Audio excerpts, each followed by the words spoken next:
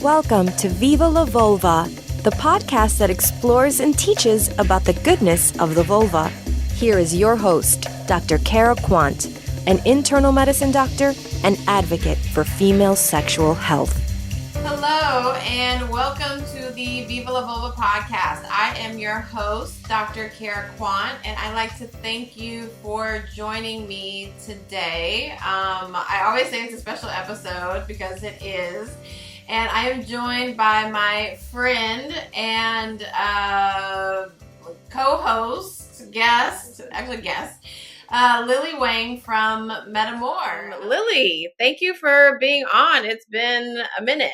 It's been a while. Thank you so much for having us back, and so glad to see you and everything is well. Yes. Just want to give everyone like a background on us. So MedAmour is Lily's company, founder of this online intimate wellness space. And we go back some years. We've been doing podcasts. You've been the host. You have been the guest. You have been a co-host. We've just been doing all of the things. We've done Masturbation May. We were just talking about like a lingerie thing that we did. We've done many podcast episodes together. So thank you for being a friend of the Viva La Vulva podcast. Thank you, Dr. Cara. Fond memories. It's been like where we both kind of got our start in ramping and supporting each other as we've both been growing. You have to forgive me, just like it's been such a blur too. And I kind of blame it on perimenopause, which I'm sure all of you medical physicians hate that, but pre-COVID, post-COVID, like we definitely go pre-COVID. So we go way back. We're definitely pre-COVID. Yeah, we're for sure pre-COVID. I can't remember what happened last week, let alone that many years ago. So, but no, it's been such fond memories and so excited to be back, and we can't wait to do more of these episodes with you. Yes. Yeah, let's get into it. On today's episode, we are talking about FemTech, this like whole revolution about feminine-based technology, which I feel like I have been hearing about for some years. And I feel like you actually even introduced me to the term because I had never heard it before. I'm like, what is this like FemTech thing that people are like talking about? And there's interchangeable like FemTech and SexTech. So there's a lot of sex tech, but because we're more focused on feminine and female and women products, I think that interchanges into FemTech. Oh, okay. But just giving everyone like a background in terms of like what the definition is of FemTech. So female technology, and it refers to software, diagnostics, products, and services that use technology to improve women's health and wellness. It was coined by Ida Tin in 2016, so this is 10 years ago. And it basically covers areas such as reproductive health, menstruation, pregnancy, menopause, and sexual wellness. It's aiming to address conditions affecting women specifically or disproportionately. And it's a rapidly expanding field of technology. And it's basically estimated that it's going to be worth between $60 billion and $1 trillion between the years of 2027 and 2030. So that's pretty big. Yeah. I mean, it expands into all wearable tech from like the Aura rings to Fitbits or Apple Watches. Everyone's kind of more cognizant of how we sleep and how many calories we're intaking or how many steps we're taking. So making sure that we're all taking care of our overall health and wellness. Yes. And we'll definitely like dive into those like more specific things in a bit. But yeah, there's like apps and there's the wearable stuff. The list is endless of things that are being created. But I also want to get into the issue with it. Like there is this technology that is being created for women, but at like what cost? The cost of our privacy, or is it at the cost of people just making money off of like this technology, but not necessarily thinking of the whole woman in mind? In doing some research on this episode, I did come across some articles about like the danger of FemTech as well.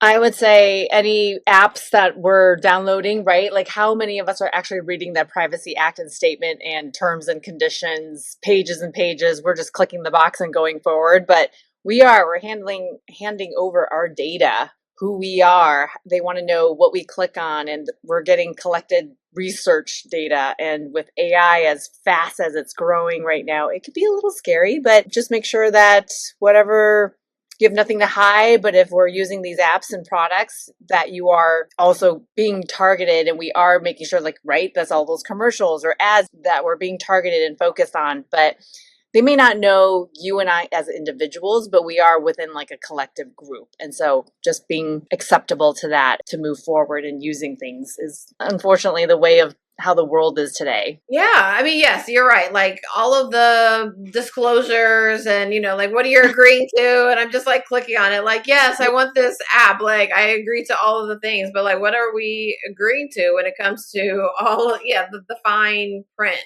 of it all? I feel like this is such an exciting time that we're in, of boom of, AI and technologies, but like, again, at what cost? Yeah, because like there's so many things that are coming out, and I'll get into it. Like they're doing period blood. Period blood is now like a liquid biopsy, where we can get information about so many things from period blood. But like, are these companies going to share this information with insurance companies? Our life insurance premiums are going to be higher because they know this information. Like, I feel like it can get very sticky and very definitely and the weeds of things. Can you share more about that? Like the period blood, is it more into genetics and heritage background, or where you are in the cycle? What are they researching with period blood? So they're looking at inflammatory markers. They're looking at hormone levels.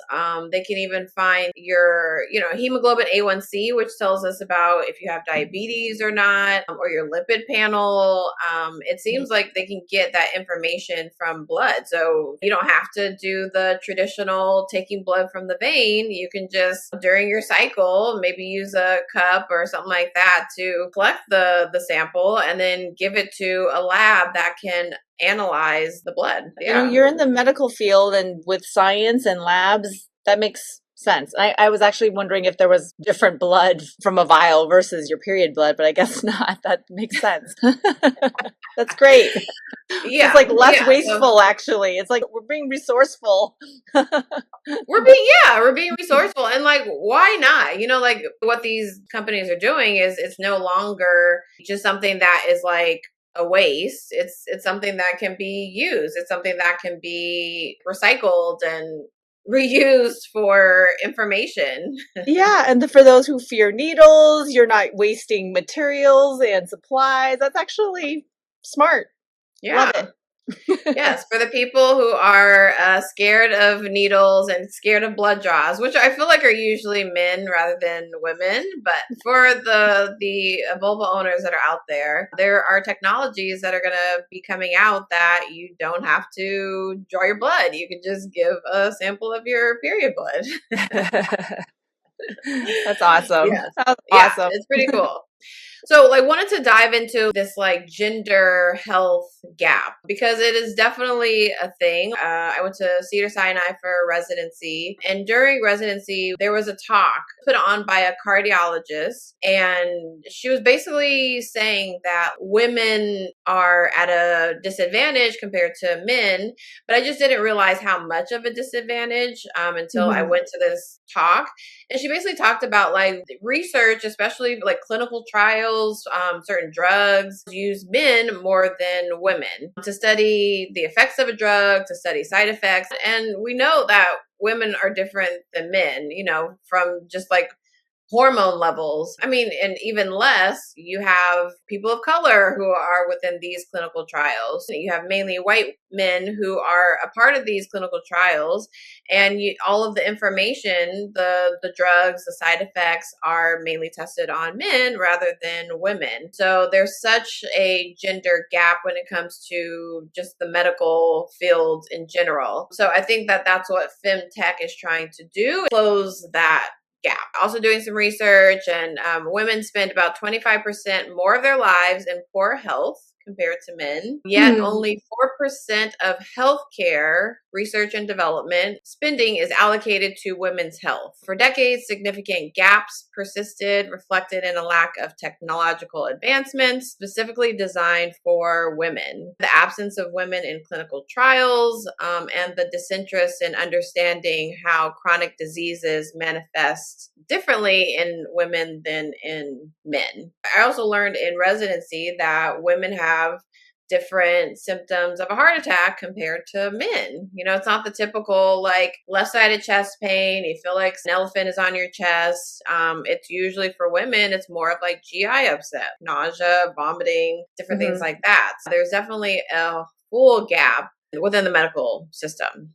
So things that the FemTech industry is trying to shorten the gap in is things like reproductive and menstrual health, period trackers, the Flow app, fertility monitoring, and we'll definitely get into that with more specifics. Maternal health, so like pregnancy, which is a crucial time frame, sending like notifications and reminders during the pregnancy.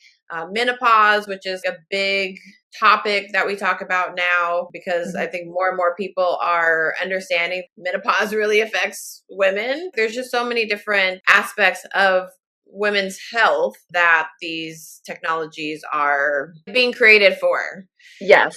I love that we're finally more open and there's more conversations and discussing it, menopause specifically, and trying to get more education, because none of us learned this in school per se, and we're relying on the internet on what's being spoken and reading as much as we can, but trying to find what's most credited and valued and accurate information is important. Yes. So, I mean, I can go on and on about, all of the different things like, cardiovascular health and oncological health. And we'll definitely get into that because I want to bring up some new devices that are out for testing cervical cancer. Yeah. I think it's such a cool area of technology that I want to highlight in this discussion. Exciting. Yes. I wanted you, Lily, to talk about like the intimate wellness products and like what is out there, especially you being the founder of MedAmour and this like intimate wellness space. So like what's on the forefront? No, thank you so much for all the years of your love and support, and definitely working with patients and listeners on I get calls also or emails coming in basically about what an individual is going through, what's causing issues and challenges in their relationship. And I love working with them one-on-one, like free consultations, basically hearing what their issue is. And I mean, disclaimer, I am not a doctor or a therapist, but I understand these products. And I always suffice saying that you need to discuss this with your medical professional first, but there are tools and definitely products that can support and at least find you comfort. Some of them can actually relieve pain. And then it gets really fun when it's more of a novelty and fun and pleasure for yourself, and then as well as with you and your partner. So what we were talking about when I was researching and trying to prepare for today, FemTech, SexTech, like the one thing that's kind of really still buzz and exciting are kind of the products that have apps capabilities. So the ones that you can control on your phone for your partner, or it's just basically when you're maybe in the dark and you're laying in bed and you want something that's hands-free, it's just kind of nice to have something that has full control. Like you could just turn it on and then you just kind of relax and let it do its thing. But you can definitely control the pressure, the speed, or the sensation and the vibrations and the frequency, as well as different patterns and intensity levels. You can control with either a remote or on your phone with a Bluetooth free downloadable app. And the one I'm thinking of particularly would be the brand We-Vibe. Yes, and I've definitely tried the We-Vibe, which I feel like it's such a cool thing. Like you can, yes, look, that one. I feel like it's actually a little bit different. Maybe I have like an older version. It's so cool that you can have the control on your phone and then your partner can have it inside and, just controlling when it starts and stops. And it's cool because you can do it from anywhere, like literally anywhere in the world. Is that so? I mean, that's like, let's take a moment to think about that. That's really fascinating. And just how the fact that the technology is able to create and design a product that goes in our bodies, 100% covered in silicone, super safe. This is waterproof, rechargeable. What I'm holding, for those listener viewers who can't see visually, I'm holding the We-Vibe Jive. This comes in a periwinkle, and they call this an egg shape. So this goes internally into the woman's vulva, vagina, and this actually sticks out kind of like an antenna, like a tampon string. So this is where the Bluetooth connectivity would go with either the remote right here, like cute, slick remote, or on your little phone. Rock. Yeah, a little pebble. Yeah, a little pebble. Clean, right? Not scary, non-phallic, beautiful, elegant, fun piece. This is designed to help with actually pelvic floor muscles. So for those ladies that need to work on your Kegel exercises, this will make you kind of practice your squeezes multiple times a week, short sessions. But then the fun novelty of it is that it does vibrate and you can enjoy it solo or with a partner. So you can actually control the vibrations yourself or give the reins and autonomy and controls to somebody else to control the vibrations for you as you're wearing this out, either at home while you're vacuuming or you're on a date night. And if you're at a party, it could be fun. Okay, so it's like an egg shaped, and then there's like a little kind of string type thing that comes out. And then, so does that part, like that other part, go to the clit, or that doesn't vibrate at all? Not so much. No, this doesn't vibrate. It's really literally the wiring. I think of it as like a tampon string. Think of it as it just kind of being exited of your body. This would be internal, and you would be able to do your squeezes. It's kind of like flexible. I would say firm, but still has some give from the silicone. But this is where the remote and the silver right here is just kind of the magnetic charging. Very clean, all solid one piece, but just more for comfort and just for play. So there's no vibration here to give you external sensation. Yes, got it. Okay. And so can men use that also? It's not recommended because there's no phalange to stop it still moving it into their body. There are other products that We-Vibe designs that is actually designed just for anal play that has a prostate more shape as well as a phalange to make sure it's stopped and safe from the body. So I would not recommend using this for men or anal products. Yes, because if it vibrates, it'll go all the way to the colon and get lost, and then you'll have to go to the emergency room for that. Yes, and you will be one of the many stories of what interesting things they find in the colon. Yes, there are a lot of interesting things that are found in the colon. I don't know if I ever told you about the story of and I actually wasn't there, but heard that there was a patient who came into the emergency room after trying to clean out their colon with a PVC pipe and actually perforated the colon because of the PVC pipe being too, like... You did not tell me the story, and either you can share it with everybody or maybe offline, but why would you clean your colon with a PVC pipe? I have so many questions. I don't know, but yes, perforated, had to go to the OR. There are some people who do some really wild things to the colon. Well, and to the anus. And so since we were just talking about the Jive, this was the egg shaped that goes internal. This one has like two more of a Kegel exerciser, and I apologize, this I don't have open. Oh, but here you go. This actually is a removable turn Kegel balls shaped. And so you can actually switch these 2 to 3 out for different weights. So it's a weighted Kegel exerciser. And so as you're training, you'll gradually want to be able to have more weights. Kind of like if you're going to the gym and you're working on dumbbells, you start with 3 pounds, 5 pounds, and you work your way up to 20. You'll be able to do the same thing with your pelvic floor. Okay. Wait, are there like certain, like what are the weights to how much? Oh, you're gonna quiz me. We're talking like kilograms here, like very kilograms. It's going to be let's just start basic, right? Doing Kegels without a product even. But then especially as we age, I'm learning and seeing how like when you pee a little, when we laugh too hard, or when you sneeze, that is reversible, ladies. You do not have to suffer and put up with that. You just work on some of those Kegels. It's basically training and strengthening your core muscles. So you would be able to reverse that incontinence of leaking a little bit when you laugh too hard or sneeze. Yes. I mean, I know about incontinence normally, stress incontinence, urge incontinence, mixed incontinence. It's a huge thing that is so stigmatized. And there's so many women that come in very embarrassed about that happening, a little bit of urine coming out. But yeah, there are so many products that are out there, like the pelvic floor exercising Kegel balls, pelvic floor physical therapists. And I mean, yeah, there's a plethora of people and devices that can be used to help with reversing incontinence, or at least decreasing it. Those would be the 2 FemTech that is actually like more health driven that I could think of to talk about today from We-Vibe. But otherwise, their entire line and collection, which I love, is Bluetooth Wi-Fi capable, so that anyone can control their products from anywhere else in the world to have fun with their partner. And the idea is to bring the fun and joy into pleasure together. But this one actually had the most health aspect to it for ladies.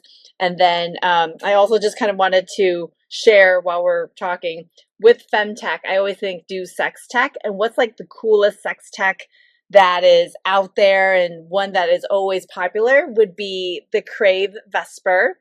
And this is the world's first vibrating necklace.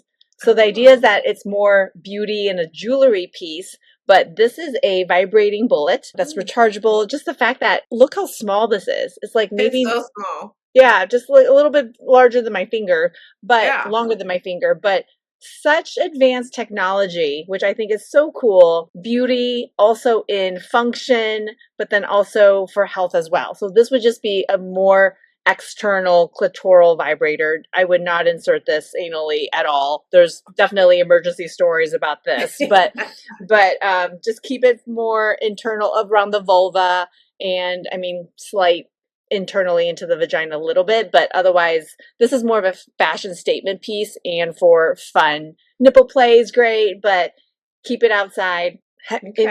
Just being able to connect FemTech with SexTech. Yes, I love that. You have a portable device that you can just pull out anywhere because it's already on you. You just go to the bathroom or wherever you want to use it, and maybe not the bathroom, but you can use it anywhere. You don't have to put it in your purse. You don't have to like hide it somewhere. Right. It's like fashionable. It's ready. I've heard stories where there's couples when a woman's wearing, or a woman or a guy who's wearing their Vesper, basically it's a sign saying, hey, tonight after date night, it's basically playtime when we get home. So I think it's cute. It's like their own little under secret language. Yeah, it's like a signal to the partner, like, okay, this is the night. Yeah. So this is the night to hang out. Well, let me ask you, the second product that you showed, does that have an app as well with it? Yes. So download the free We-Vibe app. You'll be able to sync your toy to the app, and then you'll be able to control it on your own phone. You can also give the rights and power to somebody else to being able to control your product as well. It also comes with a remote. Oh, okay. Does it tell you how much pressure you're squeezing with your pelvic floor muscles? For the We-Vibe, it does not. There are products out there that do. That's cool. That is really cool. Well, thank you for bringing those things on and showing us. I do want to put a link in the show notes to the MedAmour website, to the products that you showed today, because we are all about FemTech supporting you and MedAmour. Thank you. Yes. So I wanted to actually move into the apps and the digital solutions, because I feel like that is big. There are a lot of apps out there already, like the Flow app for following along in your like menstrual cycle and knowing when that you had a period last and when you're ovulating. And so like up until this point of 2026, when we're recording, there is been a lot of information about like menstruation and fertility and maternal care. But now FemTech is moving into something called deep FemTech, which I've never heard of. So deep FemTech is more of like getting into internal workings of a woman. So figuring out things that affect women more disproportionately. So autoimmune diseases, migraines and osteoporosis, endometriosis. So there are different technologies that are coming out that are trying to diagnose these conditions more easily and quickly. Also things that are like cardiovascular, women have different symptoms than men when it comes to heart attacks. So being able to diagnose somebody with like a heart attack. I mean, I don't know, like I haven't seen any like specific device, but this is what deep FemTech is getting into. There's, this like big thing about menstrual blood. And so they're creating these like smart menstrual products, pads and cups and tampons that are embedded with microfluidic sensors. Wow. And they're basically designed to collect samples so they can test things like inflammatory markers for hormone profiles, so like FSH and LH and probably estrogen and progesterone levels. And then it can measure the lipid panel, the like hemoglobin A1C, which is it's wild. Endometriosis, which is such a big thing that I feel like I have had an episode on endometriosis in the past, I think. But endometriosis, for anyone who doesn't know, it is basically the tissue of the endometrium, or the lining of the uterus, grows in other places. So it grows in the stomach, it grows like near the liver, it grows in like different places, and it can cause symptoms and like infertility issues. So there's going to be like breakthroughs in technology for endometriosis.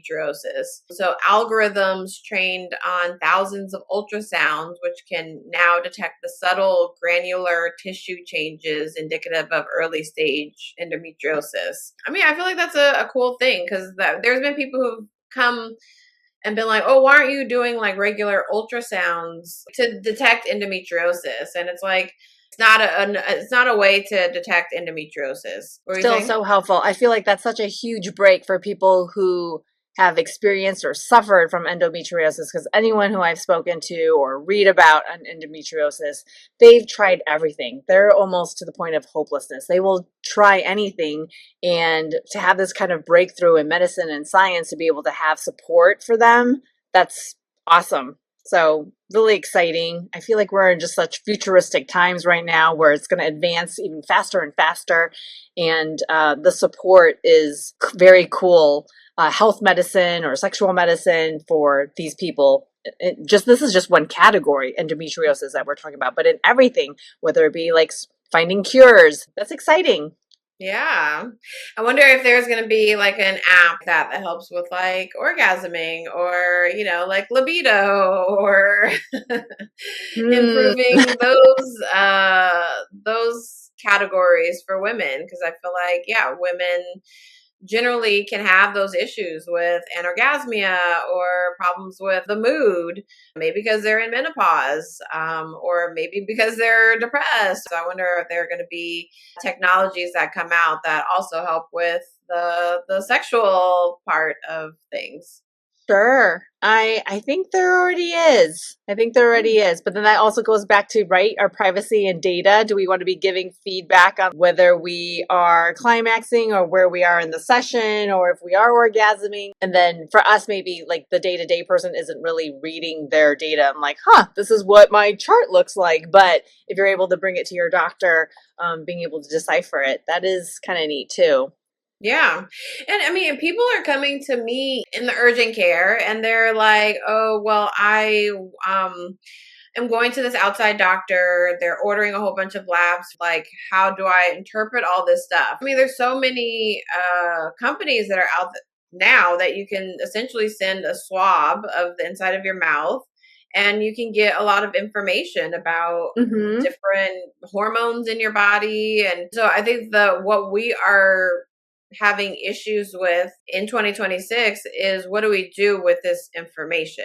Like, okay, you did all these labs and you got this information. So like what's next? How do we execute? What's next? Yeah. What's the solution? I feel like that wasn't taught in medical school. There's so much information and, medical school is all about the research that has been done and medicines that have come out that there's been a lot of research on and clinical trials on. But like, what do we do with all this information of people coming in saying that they've ordered this lab from this company? Now, what do I do with it? Not all the pressure is on you and you as a doctor how to read that data, but then us as a patient, whatever information or instructions or directions you give us, it's on us to make sure that we're following through. Like, you're not supposed to eat those 12 donuts every other day. And do we stop even though we know our blood sugar's high? So it's having to make sure that we execute and follow those instructions from you. Yes. Precisely. But I wanted to bring up this like really cool one. This is FemTech, but it was FDA approved last year, 2025. And it basically is a FDA approved wand. It's called the Teal Wand. And basically it allows someone to do at-home cervical cancer screening. So cool. Yeah, the typical pap smear we think of, we go into the clinic, we get undressed from the waist down, put our feet in the stirrups, and then a provider, generally an OBGYN, uses a speculum, which sometimes can hurt, sometimes it doesn't, which is like a duckbill thing into the vagina and takes some swabs of the cervix. So like that is the pap smear, and that has been in place for decades. Decades. I was going to say thousands of years, but I don't think it's that long. Wow. I mean, like, no offense, that tool looks a little archaic. Like, it could be 100, like, I guess centuries of years, but you said you're talking about the speculum. Yeah. Oh, yeah. No, the speculum. I actually had on my podcast last year, I'm now like forgetting what the name of it was, but she created the latest speculum. Before that, it was created by a man. His name was Dr. Sims, who was like the father of OBGYN, gynecology, and obstetrics, and basically like experimented on slaves, Black women, for the advancements of medicine. And so, one of them was the speculum, and the speculum has been in place for definitely a decade, but more recently, a woman created a more sleek speculum that is out on the market, and it's doing well. Cool. Yeah, wow. It's doing really well. Just that brief history and how little advancement there is in some areas, but then a lot of advancements. So very cool. That'll be another episode. Nella, that's what it's called. It's called Nella. Nella. Speculum. So yes, Nella. Go back to that episode. Everyone who's listening, listen to it because it's a great episode. If you want a solution for something that is not as big and bulky in your vagina, then you can use that speculum. But what I was saying is, this is what they do for pap smears, swab or do like a scraping of the cervix. And so now this Teal Wand is out and FDA approved for in-home cervical cancer screening. I thought that was pretty cool because not everyone wants to go to the OBGYN or can't take time off, or there's a number of reasons. But I do want to say that even though there is this wand that is out, like it doesn't take place of an exam. This wand is only testing for HPV. It's not testing for like abnormal cells. If the HPV is positive, then it basically recommends you go into your doctor to do like a formal pap smear. But that is, essentially what it is. But there's these new technologies that are happening that are allowing us to do things in the comfort of our home. Definitely. Like send period blood or send the swab from your vagina. That's so cool that we even have that as an option, but you're right. It's not guaranteed because you can still have false negatives. There could be errors, margin of errors, mistakes, user errors, handling, all sorts of things. And you have different factors in place, but still a very cool technology that's available. Yeah, so I feel like overall, like there's some really cool things that are coming out in the FemTech space. A lot of these companies, I think it's like 85% of the companies are female founded, which is great. It's awesome because I would hate for there to be this like FemTech revolution with like male owners, CEOs. So I think it's great that the majority of the companies are female founded. Yeah, we are moving into some very interesting times of female sexual health and wellness. And I'm excited. You're here. To echo that, yes. I mean, all of it in so many facets. It is an interesting time of growth and change, acceptance, remembering everyone to be kind, to make sure that we all accept all the different changes and growth when it comes to technology, human beings, and overall encompassing love. Yes. Overall, yes. Love, trumping hate. Because there's a lot of hate in this world right now. Yes, I like that message, Lily. So, takeaways from this episode. There's like so many different technologies that are coming out. FemTech, deep FemTech, really cool things that are on the horizon for cervical cancer screening, endometriosis, and actually many other cancer screenings as well. There's so many technologies that are out for fertility and menstrual cycles and menopause. So I'm excited. Yeah. No, thank you. My takeaways just from this is the fact that, it's still winter in most of the country in the US where it's cold, and we're lucky, very fortunate that we live in warmer climate states. But I was just getting over the flu and the cold. And so it's kind of like spring, refresh, restart. So I need to kind of follow up with all of my doctor's appointments, read up on all of these new apps, making sure that I kind of pick up on my exercises and eating right. I kind of started my New Year's resolutions. Like I always tell myself March 1. So I'm ahead. Well, this is actually the Chinese New Year, the year of the horse. So yes, you are right at the beginning of the year. I do always do not always, but I often do goals for the new year. And so one of those goals was actually doing more recording of the podcast. See, so like we're starting off on this Lunar New Year. So happy Lunar New Year, right? Like none of us, I wasn't ready January 1 and that's okay. So holiday hangover and we'll start now.